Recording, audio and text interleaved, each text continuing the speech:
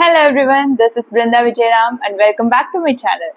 So இன்னைக்கோட video வந்து unscripted, totally unscripted. நான் வந்து சடனா ஓகே இந்த வீடியோ வந்து போஸ்ட் பண்ணலாம், ரெக்கார்ட் பண்ணலாம்னு நான் யோசிச்சேன். ஏன்னா நிறைய பேர் டவுட் கேட்டீங்க, லைக் உங்களோட ரொட்டீன் எப்படி இருந்துச்சு, உங்களோட ஸ்டடி ரொட்டீன் எப்படி இருந்துச்சு, நீங்கள் எப்படி வந்து படிக்க ஸ்டார்ட் பண்ணீங்க, நீங்களும் இதே ரொட்டீன் தான் ஃபாலோ பண்ணீங்களா, அண்ட் உங்களோட ரிசல்ட் எப்படி இருந்துச்சு, உங்களோட நெகட்டிவ் மார்க்ஸ் எவ்வளோ இருந்துச்சு. அது மட்டும் இல்லாமல் நிறைய பேர் வந்துட்டு இப்போ சாய்ஸ் ப்ரிஃபரன்ஸ் போயிட்டு இருக்கு இல்லையா, நாட் செட் பாஸ் பண்ணவங்க சாய்ஸ் ப்ரிஃபரன்ஸ் வந்து செலக்ட் பண்ண வேண்டி இப்போ வந்திருக்கு.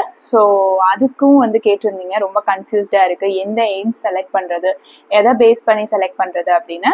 ஸோ நான் என்னோட எக்ஸ்பீரியன்ஸஸ் ஷேர் பண்ண போகிறேன். இப்போ தான் ஃபர்ஸ்ட் டைம் என்னோட வீடியோ பார்க்குறீங்கன்னா சப்ஸ்கிரைப் பண்ணிக்கோங்க, பிகாஸ் இன்னும் நிறைய nursing contents with high yield competitive exam points எல்லாமே வந்து உங்களுக்காக நான் கொடுக்க போகிறேன். ஸோ சப்ஸ்கிரைப் பண்ணிவிட்டு உங்களோட ஃப்ரெண்ட்ஸ்க்கும் ஷேர் பண்ணுங்கள். ஸோ வீடியோக்குள்ளே போகலாமா? ஓகே, ஸோ ஃபர்ஸ்ட்டு என்னோட ஸ்டடி ரொட்டீன்.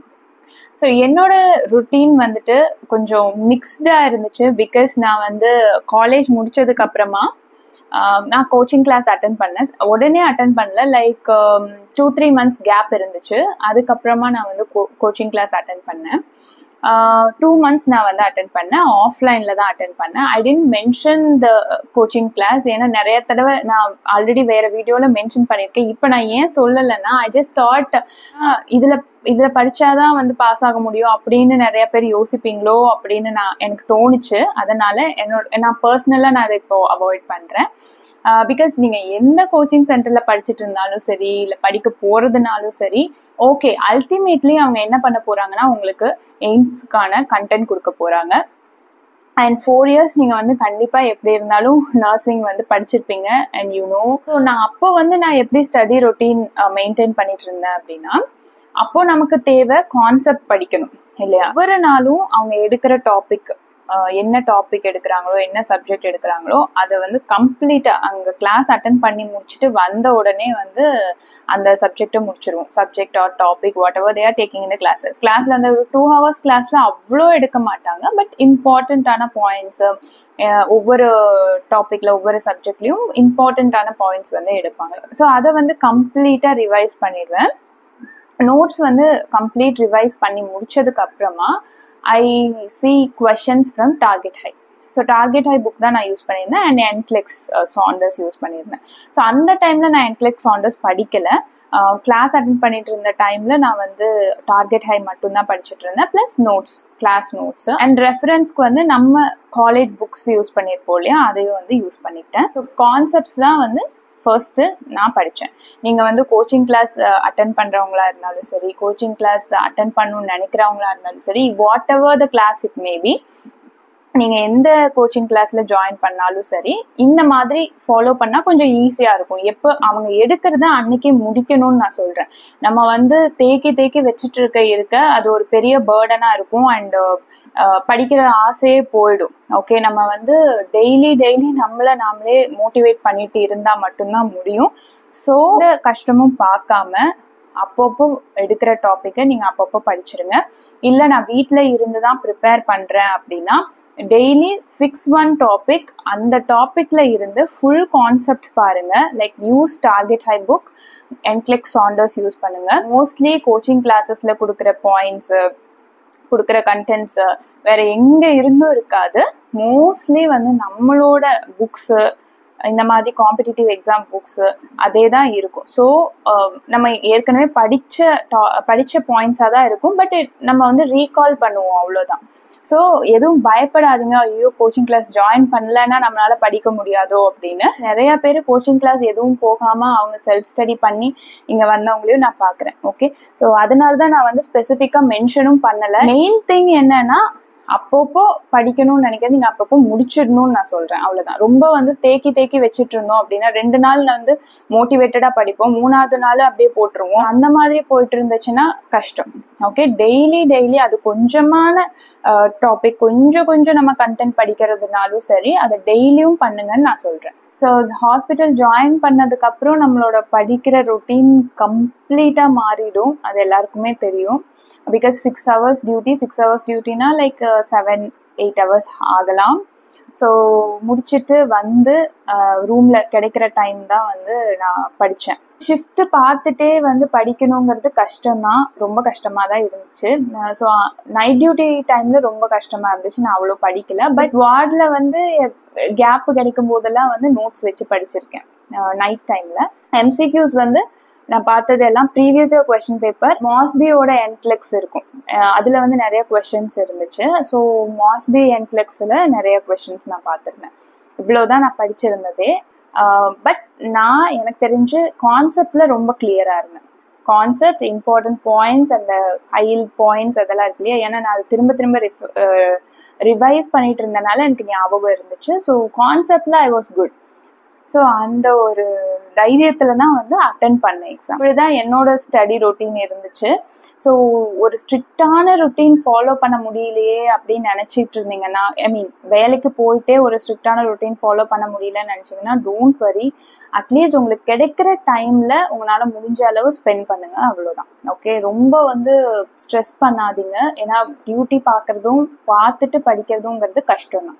இன்கேஸ் நம்ம 24 hours வீட்டில் இருக்கோம், வீட்டில் இருந்து ப்ரிப்பேர் பண்ணுறோன்னா நீங்கள் வந்து பண்ணி தான் ஆகணும். கண்டிப்பாக எஃபர்ட்ஸ் போட்டு படிச்சு தான் ஆகணும். பிகாஸ் டைம் வேஸ்ட் பண்ண வேண்டாம். ஏன்னா நிறைய பேர்த்துக்கு அந்த டைம் கிடைக்காம இருக்கு. வீட்டில் இருந்து படிக்க முடியாமல் நிறைய பேர் இருப்பாங்க இல்லையா, அந்த சுச்சுவேஷன் இருக்கிறவங்க நிறைய பேர் இருப்பாங்க இல்லையா. ஸோ அதை யோசிச்சு வீட்டில இருந்து நீங்கள் ப்ரிப்பேர் பண்ணுறீங்கன்னா தயவு செஞ்சு ரொம்ப ஒரு ஹோல் ஹார்ட்டடாக ப்ரிப்பேர் பண்ணுங்க. எக்ஸாம் நம்ம வந்து ப்ரிப்பேர் பண்ண வரையும் ஓகே, அடுத்து எக்ஸாமில் எழுதுறது வந்து கொஞ்சம் அப்ரோச் பண்ணுறப்போ கொஞ்சம் கேர்ஃபுல்லாக தான் இருக்கணும். பிகாஸ் நம்ம படித்ததெல்லாம் வந்து அப்ளை பண்ணிடணும், எல்லா கொஷினையும் நம்ம வந்து அட்டன் பண்ணிடணும் அப்படிங்கிற ஒரு வேகத்தில் இருந்தோன்னா கஷ்டம். சரி, நான் அட்டன் பண்ண எய்ம்ஸ் எக்ஸாம் நார்செட் 2. ஸோ அதோட பேட்டர்ன் இஸ் டிஃப்ரெண்ட். அங்கே ப்ரிலிம்ஸ் இல்லை, மெயின்ஸ் இல்லை, கம்ப்ளீட்டாக வந்து ஒரே எக்ஸாம் தான். So 200 questions, 180 question nursing, 20 question வந்துட்டு ஜிகே ஆப்டிடியூட், அந்த மாதிரி இருந்துச்சு. 3 hours அட் ஸ்ட்ரெச்சில் நாங்கள் உட்காந்து எழுதின எக்ஸாம். ஓகே, ஸோ அதில் வந்து நெகட்டிவ் மார்க் வராமல் காப்பாற்றணும். கான்செப்ட்ஸ் வந்து நிறையா படித்து ஸ்ட்ராங்காக இருந்து நிறைய எம்சிக்யூஸ் வந்து ப்ராக்டிஸ் பண்ணோன்னா கண்டிப்பாக வந்து கொஞ்சம் அதிகமாக நம்மளால அட்டென்ட் பண்ண முடியும். பட் ஸ்டில் நமக்கு வந்து எல்லாமே தெரிஞ்சிருக்கணும் அப்படின்னு கிடையாது, எல்லாமே தெரியும்னு கிடையாது இல்லையா. ஸோ நெகட்டிவ் மார்க் போக தான் செய்யும், பட் நெகட்டிவ் மார்க்கை கம்மி பண்ணலாம். ஓகே, ப்ரிலிம்ஸ்லாம் கண்டிப்பாக கம்மி பண்ணி தான் ஆகணும். நெகட்டிவ் மார்க்கை ரொம்ப கம்மி பண்ணணும். ஏன்னா இட்ஸ் அ குவாலிஃபையிங் ரவுண்ட். நான் ஒரு விஷயத்துல கிளியராக இருந்தேன், தெரிஞ்சால் மட்டும்தான் எழுதணும். கண்டிப்பாக நெகட்டிவ் மார்க்கை மட்டும் விட்டுறக்கூடாது. எவ்வளோ தெரியுதோ அட்டன் பண்ணிட்டு விட்டுடலாம், ரொம்ப ரிஸ்க் எடுக்க வேணாம். ஸோ அதே மாதிரி எனக்கு தெரியாத கொஷனை நான் டச்சே பண்ணலை. நான் வந்து 3 times அந்த கொஷின் பேப்பர் ரிவைஸ் பண்ணேன். லைக் ஃபஸ்ட்டு டைமில் ஃபுல்லாக இம்மீடியட்டாக ஒரு கொஷின் பார்த்து இதுதான் ஆன்சர்னு எனக்கு தெரியும் அப்படின்ற இருக்க கொஷின் மட்டும் அட்டன் பண்ணேன். ஸோ அதே மாதிரி கம்ப்ளீட்டாக நர்சிங் எல்லாத்தையும் முடிச்சுட்டு அடுத்து மறுபடியும் டவுட்ஃபுல்லாக கொஞ்சம் மார்க் பண்ணி வச்சுருப்போம் இல்லையா. ஸோ அதை வந்து நான் பார்த்து அதுக்கான ஆன்சர் கொடுத்தேன், அவ்வளோதான். அதுக்கப்புறம் ஜிகே ஆப்டிடியூட் முடிச்சுட்டு கம்ப்ளீட்டாக ஒன்ஸ் நான் செக் பண்ணேன், தட்ஸ் இட். அதுக்கப்புறம் நான் வந்து மாற்றலை, இது வராது அது வராது இதுன்னு வந்து கிடந்து ஃபுல்லாக மாற்றி வைக்கல. ஃபர்ஸ்ட் நான் எது மார்க் பண்ணேனோ அதுதான் ஃபைனல் பண்ணேன். So next choice preference. So first of all congratulations, நிறைய பேர் நார்செட்டில் செலக்ட் ஆகிருக்கீங்க. செலக்ட் ஆனவங்க மெசேஜ் பண்ணியிருக்கீங்க. So congratulation to everyone. நார்செட்டில் பாஸ் ஆகிறது ஒரு கஷ்டம்னா அடுத்து வந்து சாய்ஸ் ப்ரிஃபரன்ஸ் கொடுக்கறது அதை விட கஷ்டம். எந்த எய்ம்ஸில் நம்ம ஒர்க் பண்ணணும் அப்படின்னு ஒரு முடிவு பண்ணுறது கொஞ்சம் கஷ்டம்தான். ஏன்னா நிறைய எய்ம்ஸ் இருக்குது, எது நல்லது தான். ஒன்ஸ் நம்ம வந்து போயிட்டோம்னா அதுக்கப்புறம் நம்ம வேற எய்ம்ஸ் போகணுன்னா எகெயின் நம்ம எக்ஸாம் எழுதி தான் போகணும். So it's a crucial part. So நம்ம கொடுக்கும்போதே வந்து ரொம்ப யோசிச்சு கொடுக்கணும். சரி, என்னை பொறுத்தவரையும் நான் நிறைய பேர்த்திட்ட விசாரிச்சுட்டு எனக்கு வந்த கைடன்ஸ் படி நான் முடிவு பண்ண விஷயம் என்னன்னா, எனக்கு சேலரி முக்கியமா, அதாவது சேலரி ரொம்ப டிஃப்ரென்ஸ் வராது, கொஞ்சம் கொஞ்சம் okay, like there are cities like X city, Y city, Z cities னு classify பண்ணிருப்பாங்க. okay, so எய்ம்ஸ் டெல்லி வந்து எக்ஸில் இருக்குது, அந்த மாதிரி YZ எய்ம்ஸ் மங்களகிரி Yல இருக்குது.